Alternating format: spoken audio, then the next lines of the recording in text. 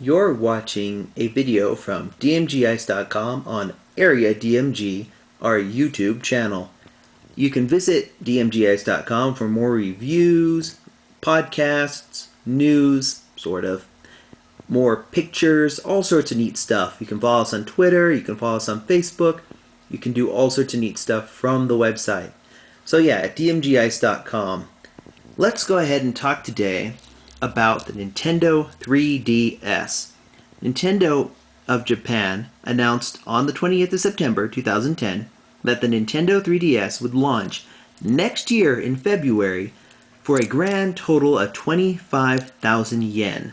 Now, because the dollar is weak, people were translating that to be about $300, $299.99. Now, the Nintendo DSi XL launched in Japan for 20,000 yen, which was roughly about $250. However, when it came to the United States, it was $189. So, I don't believe for a second that they're going to charge $300 for the 3DS in the United States. Now, a more reasonable price is $230 to $250 for the 3DS. Probably $230 because the nearest competitor in handhelds that can rival it essentially will be the iPod Touch. Well, the newer ones with the smallest amount of memory. The Nintendo 3DS is slightly larger than the DSi. It's slightly longer, slightly thicker, slightly heavier. Not as heavy as the DSi XL, and not as long as the DSi XL, but we're looking at it being about as thick, if not a little thicker. Now, people have been wondering about the price. They're like, how do you justify such a price for the Nintendo 3DS? Well, this is going to be a two-part video, so I'm going to warn you now about that. But you're going to like it. You're going to tune in for this. You're going to tune in for the second part because you want to see the second part. Oh my goodness. So, let's get into the business here. The Nintendo 3DS is a successor to the DSi and the DS Lite and the DS of old days. Now, it's much more powerful. In fact, it's more powerful than the PSP, which by the way is $200 but launched at about almost $300. Okay, it did launch at like $300. It was kind of expensive. The Go was like $250. Still, as US, I mean, this thing launched for about $300 in Japan when it came out, and it came out over here for about a bit over $200. But yeah, it's better. It's better in terms of graphics than the PSP. It rivals and sometimes surpasses the PlayStation 2. It has 3D that does not require you to use glasses. It has a built-in pedometer and motion sensor that allows it to keep track of your steps and to keep track of what you're doing. It also allows it to have motion-controlled games and all sorts of neat little features. It has a 3D camera, the cheapest 3D camera you can get, that actually gives you 3D and actually has a glasses-free screen. Requires you to fork out about $500 plus, and it's the W3, which by the way also has a screen which doesn't require silly glasses to see. Now, the system itself in Japan has all of those features, and it comes with a 2 gigabyte memory card, SD memory card. This is a 1 gig. So think of something a bit better than this. Comes with 2 gigs, has a 2 gigabyte hard drive in it. It has a SD card slot which supports SD, SDHC, and apparently SDXC, which, by the way, can go from 64 gigs to 2 terabytes. 2 terabytes. It can make your own Miis, like the Nintendo Wii, using the camera, and its built-in functions for that. It can make QR photos, which you can share on the internet, and those can be read by cell phones and other 3DSs.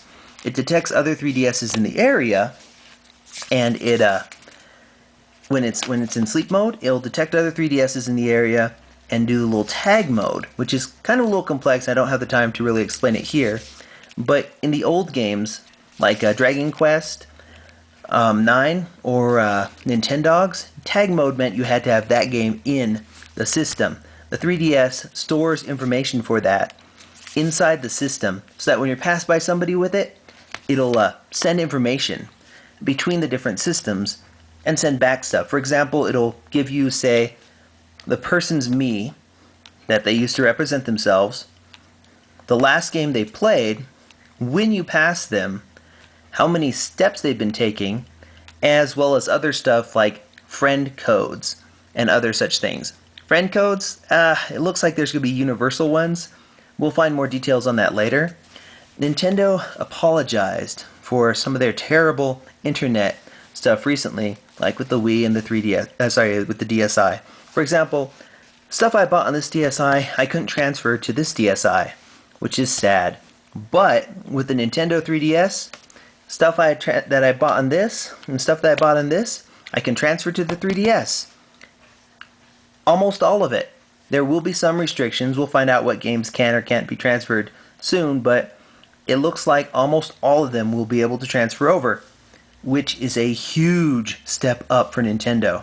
Oh, by the way, it's also got a cradle. The 3DS is a cradle, and it would look kind of like this if it was in there. And when it's in the cradle, it increases its download speed and charges the unit and all sorts of good stuff. The system has a built-in web browser. It plays music, kind of like these. Takes 3D pictures, like I mentioned. And it can also play 3D movies. I know, well, not in Blu-ray quality, but you get the idea. 3D movies. Yay! There will be 3D content and TV content provided free in Japan. We'll see what they do in the U.S. And they even put out like 3D. They even patented 3D books for this, like a 3D book service. So you'll be able to get books and stuff. Probably not this one, but yes.